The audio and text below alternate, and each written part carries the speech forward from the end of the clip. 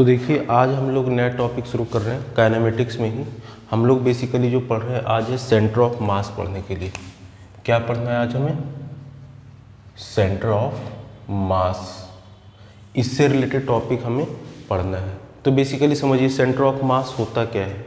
देखिए जब हम सेंटर ऑफ मास की बात करते हैं तो उस केस में हम ये मानते हैं कि अगर कोई सिस्टम है, ठीक है, अगर कोई सिस्टम है, ये जो सिस्टम है वो उसमें समझ लीजिए कि n नंबर ऑफ पार्टिकल्स हैं। जैसे इसको देखिए, ये इस तरीके से इसमें 1 2 3 4 5 इस तरह से 1 2 3 4 5 6 7 8 9 10 इस तरह से कई सारे पार्टिकल्स हैं, ठीक है। और अगर ये कई सारे पार्टिकल्स हैं और ये जो है आपका बेसिकली क्या होता है,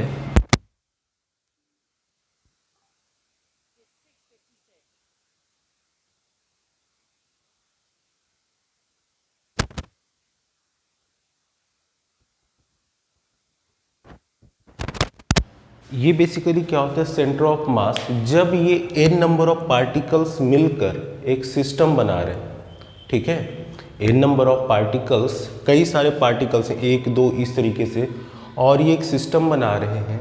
और अगर ये मूव कर रहा है, ठीक है, ये मूव कर रहा है, जाहिर सी बात है अगर ये मूव कर रहा है तो इस पर कोई फोर्स लग रहा होगा जिसके कारण ये मूव कर रहा है, ठीक है। तो ये जो होता है इसमें कोई एक पॉइंट, ये कंप्लीट हमने एक सिस्टम बनाया जो कि n नंबर ऑफ पार्टिकल से मिलके बना हुआ है। तो जब n नंबर ऑफ पार्टिकल से मिलके बना हुआ है और ये मूव कर रहा है, क्या कर रहा है, मूवमेंट है इसमें, तो उस केस में हम कोई एक पॉइंट मानते हैं, it is assumed to be a point where all the mass is to be concentrated. हम एक पॉइंट मानते हैं जहाँ पे सारे मास को हम बोलते हैं कि यहाँ पे कंसंट्रेटेड है। इसका क्या मतलब है? इसका मतलब ये है कि अगर जैसे हमने कोई एक पॉइंट माना, जस्ट मिनट बता रहा हूँ,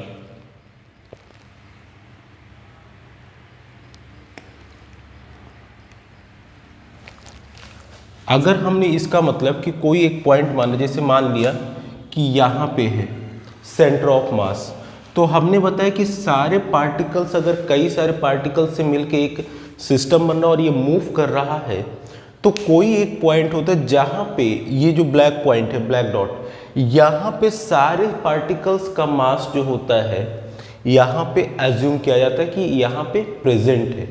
क्या मतलब है इसका? इसका मतलब ये है यहाँ पे, ठीक है, इसका मतलब यहाँ पे ये है कि अगर यहाँ पे कोई मूव कर रहा है तो ये जो पॉइंट है, ठीक है, ये जो पॉइंट है यहाँ से हटा के सारे फोर्स, जैसे ये है, ये मूव कर रहा है तो ये पार्टिकल है, ये पार्टिकल है, ये है, इस तरीके से कई सारे हैं, इन सब पे फोर्स लग रहा होगा। तो इन सब का जो रिजल्टेंट फोर्स है वो इस पे एज्यूम किया जाता है। यानी कि सेंटर ऑफ मास, सिंपल आप ये कहें कि सेंटर ऑफ मास क्या है, तो आप कहेंगे कि ये एक पॉइंट है n नंबर ऑफ पार्टिकल्स के सिस्टम का जहाँ पे सारे पार्टिकल्स के मास को अज्यूम किया जाता है कि यहाँ पे कंसंट्रेटेड है, यहीं पे प्रेजेंट है, ठीक है। जैसे देखिए क्या कहने का मतलब, मान लीजिए कि ये हमारा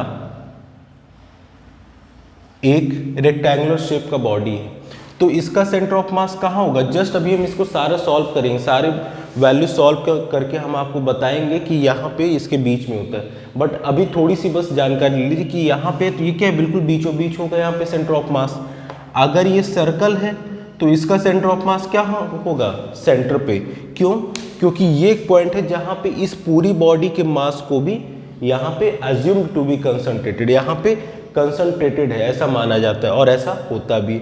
इसी तरीके से रेक्टेंगल है तो इसके बीचों बीच में होगा, ठीक है। ये सब किसके लिए है? सिमेट्रिकल बॉडी है।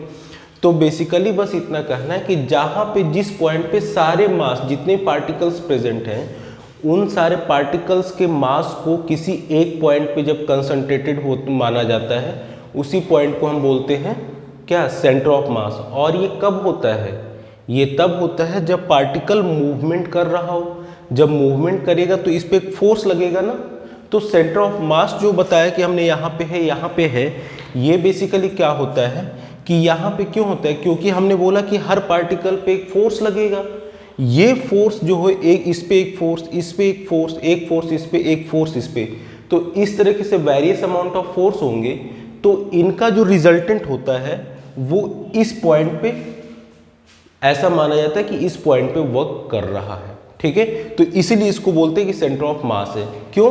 क्योंकि वो फोर्स जो कि सारे ये पार्टिकल्स पे लग रहा है उनका रिजल्टेंट इस पे लगता है, सेंटर ऑफ मास पे। ठीक है, चलिए अब यहाँ पे कुछ चीजें करते हैं तो और धीरे धीरे क्लियर होगा। बस आप इतना जान लें सेंटर ऑफ मास क्या है कि कोई एक ऐसा ये पॉइंट है सिस्टम में जहां पे सारे पार्टिकल्स के मास को भी कंसंट्रेटेड होता है। ठीक है, जैसे हमने बताया ये सर्कल है तो सर्कल का सेंटर ऑफ मास कहाँ होगा, सेंटर में। रेक्टेंगुलर तो इसके बीचों बीच। ठीक है, चलिए अब इसका कुछ डेरिवेशन करते हैं और क्लियर होगा।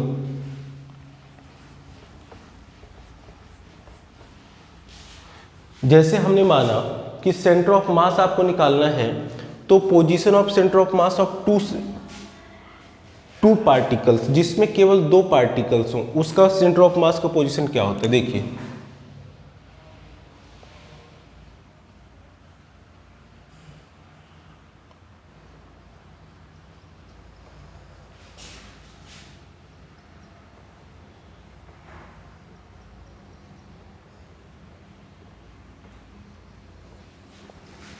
जब दो पार्टिकल है तो उस केस में क्या होगा, हमने मान लिया एक आपका मास m1 का है और एक आपका मास m2 का है। ठीक है, अब यहाँ पे देखिए सेंटर ऑफ मास कहाँ होगा, जब भी दो पार्टिकल्स होते हैं तो उनको मिलाने वाली लाइन के बीच में कहीं होता है, कहीं होता है बीच में, ये नहीं कि बिल्कुल हाफ हाफ पे होगा। तो मान लीजिए इनके बीच ये कहीं यहाँ पे इस पॉइंट पे इसका सेंटर ऑफ मास है। हमने क्या बताया कि जब दो पार्टिकल्स हों तो उनको मिलाने वाली लाइन पे कहीं बीचों बीच होता है, यहाँ यहाँ यहाँ कहीं भी हो सकता है।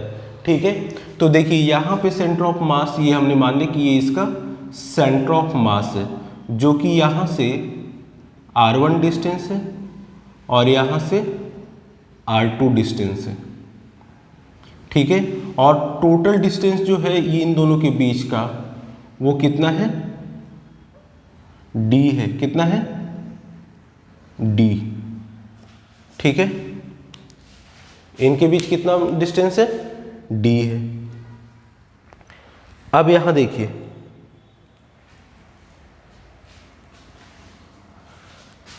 इस केस में अब यहां पे क्या होता है समझिएगा, जो r होता है ना, जो डिस्टेंस होता है आपका सेंटर ऑफ मास से किसी पार्टिकल का, जैसे यहाँ पे m1 का डिस्टेंस सेंटर ऑफ मास से कितना है, r1 है, तो ये r जो होता है that is directly proportional to 1/m।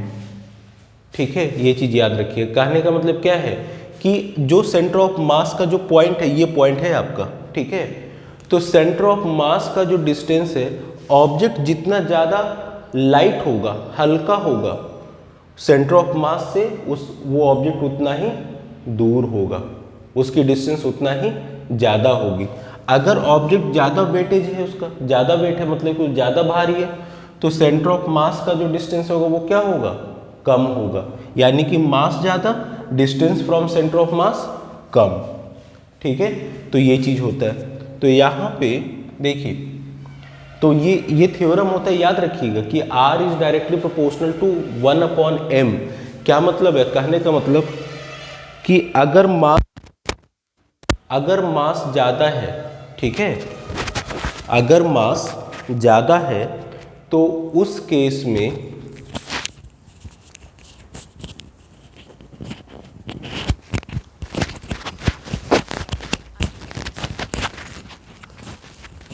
अगर मास ज़्यादा है तो उस केस में क्या होगा, आपका सेंटर ऑफ मास से उसका डिस्टेंस कम होगा।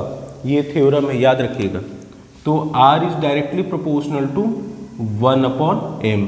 तो इसके अकॉर्डिंग यह देखिए क्या हो जाएगा, ये हमारा हो जाएगा r1 is directly proportional to 1/m1, r2 is directly proportional to 1/m2।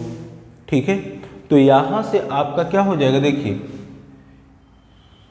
m1 r1 equals to m2r2, ठीक है। कहेंगे कैसे, देख लीजिए भाई, ये कैसे आ गया। यहाँ पे हम इसको डिवाइड करते हैं तो r1 upon r2 equals to m2 upon m1 होगा ना भाई। कैसे होगा, देखिए यहाँ पे अगर ये प्रोपोर्शनल साइन हटाएंगे तो कोई कांस्टेंट तो लगाएंगे ना, तो यहाँ से क्या हो जाएगा, r1 equals to k upon m1। यहाँ से क्या हो जाएगा, r2 equals to k upon m2। r1 को r2 से डिवाइड करेंगे तो ये कांस्टेंट सेम रहेगा, ठीक है। तो कांस्टेंट कैंसिल आउट हो तो ये हो गया। तो यहाँ से क्या हो जाएगा, यहाँ से हमारा बना m1 r1 equals to m2 r2। क्या बना, m1 r1 equals to m2 r2, ये बना हमारा, ठीक है। तो ये एक आपको ये एक्सप्रेशन है, एक एक्सप्रेशन मैंने बताया। अब देखिए हमें पता करना है कि हमने ये बताया था कि अगर दो पार्टिकल्स हैं, ठीक है, तो उन दो पार्टिकल्स का मान ली कोई सिस्टम है जिसमें केवल दो पार्टिकल्स हैं, जिसका मास m1 है और m2 है, जिसका मास क्या है, m1 है और m2 है। अब यहाँ पे जब दो पार्टिकल्स हैं जिनका मास m1 और m2 है, तो इनका सेंटर ऑफ मास हमने क्या बताया कि इनकी मिलाने वाली लाइन जो होती है, इनको जो लाइन मिलाती है इनके बीच में कहीं होता है। कहाँ होता है, इसे देख लेते हैं। तो ये आपका आगे m1 r1 equals to m2 r2, इनके बीच का टोटल डिस्टेंस कितना माना है हमने, d माना है। d मानने का क्या मतलब, दैट मीन्स कि ये r1 और ये r2 मिलके क्या बन गया हमारा, r1 प्लस r2 मिलके क्या बन गया, d। तो यहाँ से r1 plus r2 equals to d बन गया। अब मान लीजिए हमको r1 डिस्टेंस फाइंड करना है सेंटर ऑफ मास से, तो यहाँ से ये क्या हो जाएगा, देखिए r1 इक्वल्स टू ये सॉरी r2 इक्वल्स क्या हो जाएगा, m1 r1 अपॉन ये m2 इधर आ जाएगा, तो ये हो जाएगा आपका r2। तो यहाँ पे r1 हमने रखा और r2 की वैल्यू ये रख देंगे, m1 r1 upon m2 equals to d। यहाँ से इसको मल्टीप्लाई कर देंगे तो m2 r1 plus m1 r1 upon m2 equals to d। ये वीडियो में आ रहा है इतना, ठीक है। तो यहाँ से हो जाएगा, ये देखिए r1 सेम है तो r1 हमने कॉमन लिया तो ये क्या बना, m1 plus m2 upon m2 equals to d। ये क्या हो गया आपका, ये डिस्टेंस d के फॉर्म में आपका ये आ गया, ठीक है। अच्छा, तो ये हमारा जस्ट मिनट, हाँ ठीक है, ये r1 इंटू डी आ गया। अब यहाँ से देखिए ये m2 इसके साथ अगर मल्टीप्लाई हो जाए, नीचे वीडियो में आ रहा है इतना स्पेस है अभी, ठीक है। तो इसको थोड़ा सा देखिए, ये m2 into D upon m1 plus m2 equals to r1, ये हमारा r1 आ गया। इसी